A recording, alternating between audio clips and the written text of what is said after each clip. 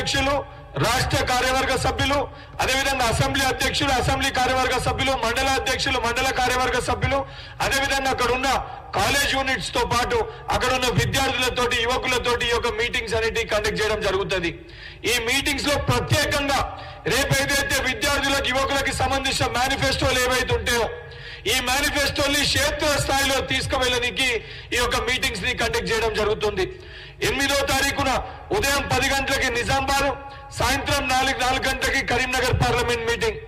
అదేవిధంగా 9వ తారీఖున ఏదైతే ఎన్ఎస్వై ఫార్మేషన్ డే సెలబ్రేషన్స్ వచ్చేసి ఉదయం 10 గంటలకి గాంధీ భవన్ లో, దాని తర్వాత 4 గంటలకి ఏదైతే ఉగాది సెలబ్రేషన్స్, ఉగాది పర్వదినాన ఒక సెలబ్రేషన్స్ హైదరాబాద్ సెంట్రల్ యూనివర్సిటీ వేదికగా పెద్ద ఎత్తున మన తెలంగాణ సంస్కృతిని ప్రతి ఒక్క విద్యార్థికి తెలిసే విధంగా ఏదైతే 9వ తారీఖు 4 గంటలకి హైదరాబాద్ సెంట్రల్ యూనివర్సిటీలో కండక్ట్ చేయడం జరుగుతుంది. దానితో పాటు 10వ తారీఖు మెదక్ పార్లమెంట్ ఉదయం 10 గంటలకి, 4 గంటలకి జైరాబాద్ పార్లమెంట్. 12వ తారీఖు హైదరాబాద్ సికింద్రాబాద్ పార్లమెంట్ కలిసి ఉదయం 10 గంటలకి, మల్కాజ్గిరి పార్లమెంట్ సంబంధించి సాయంత్రం 4 గంటలకి. 13వ తారీఖు భువనగిరి పార్లమెంట్ ఉదయం 10 గంటలకి, వరంగల్ పార్లమెంట్ సాయంత్రం 4 గంటలకి. 15వ తారీఖు నల్గొండ పార్లమెంట్ ఉదయం 10 గంటలకి, చేవెళ్ల పార్లమెంట్ సాయంత్రం 4 గంటలకి.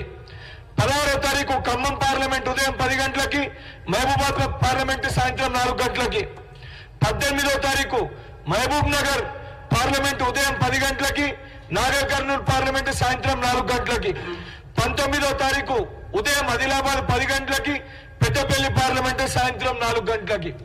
ఈ ప్రతి పార్లమెంట్ లో కూడా క్రియాశీలకంగా ఏదైతే తెలంగాణ రాష్ట్రంలో కాంగ్రెస్ ప్రభుత్వం ఏర్పడ్డాక విద్యార్థులకు ఏ రకంగా ఇచ్చిన హామీల్ని నెరవేర్చిరో వాటిని వివరిస్తూ రేపు పొద్దున ఢిల్లీలో కాంగ్రెస్ ప్రభుత్వం, ఇండియా కూటమి ప్రభుత్వం ఏర్పాటు చేసిన తర్వాత ఇచ్చే హామీలను కూడా క్షేత్రస్థాయిలో ప్రతి ఒక్క విద్యార్థికి, ప్రతి ఒక్క యువకునికి వివరిస్తూ వాళ్ళు కూడా క్షేత్రస్థాయిలో ఈ 2 నెలల ప్రక్రియ కూడా ఏ రకంగా ఎన్ఎస్వై క్రియాశీలక పాత్ర పోషించబోతుందో, ఏదైతే 17 పార్లమెంట్లో 16 పార్లమెంట్లు, కనీసం 16 పార్లమెంట్లు కాంగ్రెస్ పార్టీని గెలిపించే దిశగా ఎన్ఎస్వై ఏ రకంగా పనిచేయబోతుందో కూడా ఈ యొక్క పార్లమెంట్ మీటింగ్స్ లో ఇన్ఫార్మ్ చేయడం జరుగుతుంది. ఈ యొక్క మీటింగ్స్ కి సంబంధించిన పార్లమెంట్ సభ్యులు, ఆ జిల్లా పరిధిలో ఉన్న శాసన సభ్యులు, కాంగ్రెస్ పార్టీ నాయకులందరూ కూడా ఈ యొక్క పార్లమెంట్ మీటింగ్స్ కూడా అటెండ్ అవుతారు. ఈ సంబంధించిన షెడ్యూల్ ని కూడా రిలీజ్ చేయడం జరుగుతుంది.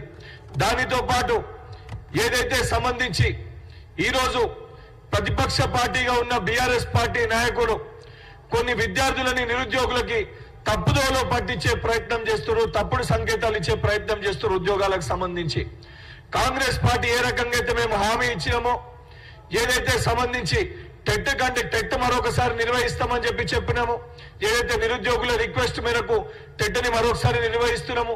దానితో పాటు ఏవైతే 2-3 కొన్ని సమస్యలు పరిష్కరించాల్సిన డిఎస్సి సమస్యల్ని కూడా పరిష్కరించినాము.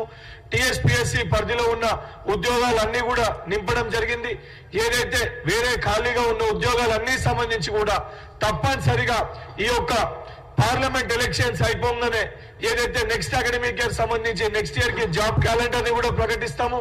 దానితో పాటు ఎప్పటికప్పుడు ఖాళీగా ఉండే ఉద్యోగాల్ని ఏ సమయంలో భర్తీ చేస్తామో దాన్ని కూడా ప్రకటించడం జరుగుతుంది.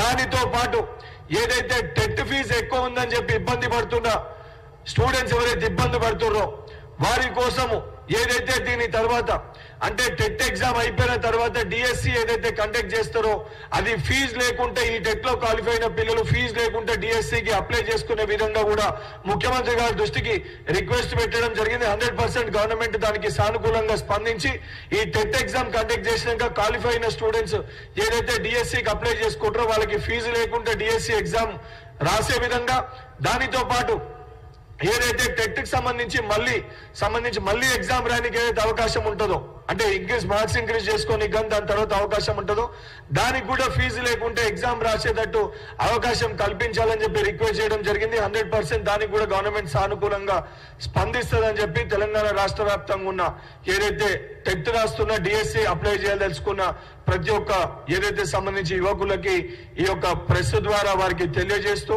మరొకసారి ఈ యొక్క పార్లమెంట్ సంబంధించి ఎన్నికల సమావేశాలకు సంబంధించి ఒక షెడ్యూల్ లో కూడా మీ జిల్లా పరిధిలో ఉన్న ఈ యొక్క పార్లమెంట్ స్థాయి మీటింగ్స్ కి ప్రతి ఒక్క విద్యార్థి, ప్రతి ఒక్క యువకుడు ఈ యొక్క సన్నాహక సమావేశాలకి మీరు కూడా పాల్గొనవలసిందిగా కోరుకుంటూ రేపు ఏదైతే తుగ్గూడలో ఏర్పాటు చేసే జన జాతర సభకి తెలంగాణ రాష్ట్ర వ్యాప్తంగా ఉన్న ఎన్ఎస్ఏ శ్రేణులకి మరొకసారి విజ్ఞప్తి చేస్తున్నా. పెద్ద ఎత్తున మీ జిల్లాలకు వెళ్ళి పెద్ద ఎత్తున విద్యార్థులని ఈ యొక్క కార్యక్రమానికి మోహరించి ఒక కార్యక్రమానికి తీసుకొని వచ్చి తెలంగాణలో కాంగ్రెస్ ప్రభుత్వం ఏర్పడ్డాక ఏ రకంగా కృతజ్ఞతగా విద్యార్థులు యువకులు కాంగ్రెస్ పార్టీ వైపు ఉన్నారని చెప్పి ఏదైతే మతాల వారీగా కులాల వారీగా విభజించి రాజకీయాలు చేసే ప్రయత్నం చేస్తున్న మన ప్రత్యర్థి పార్టీలకు రెండింటికి కూడా తగిన గుణపాఠం బుద్ధి చెప్పే విధంగా ప్రతి ఒక్క యువకుడు ఈ యొక్క జన జాతర సభలో పాల్గొని విజయవంతం చేయవలసిందిగా విజ్ఞప్తి చేస్తున్నా. ధన్యవాదాలు. Thank you.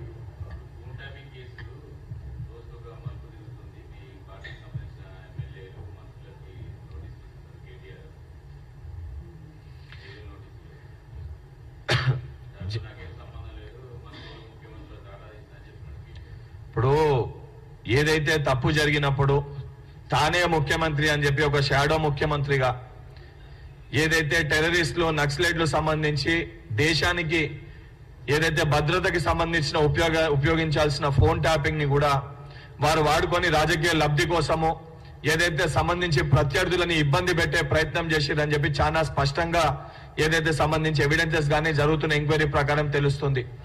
నిజంగా కేటీఆర్ గారు తప్పు చేయకపోతే దీంట్లో ఆయన సంబంధించి ఎటువంటి సంబంధం లేకపోతే గుమ్మడికాయ దొంగ ఎవరంటే భుజాలు తడుముకున్నట్టు పదే ఫోన్ ట్యాపింగ్ గురించి ఎందుకు తీస్తున్నారు? ఫోన్ ట్యాపింగ్ చాలా చిన్న సమస్య అన్నట్టు మాట్లాడుతున్నారు.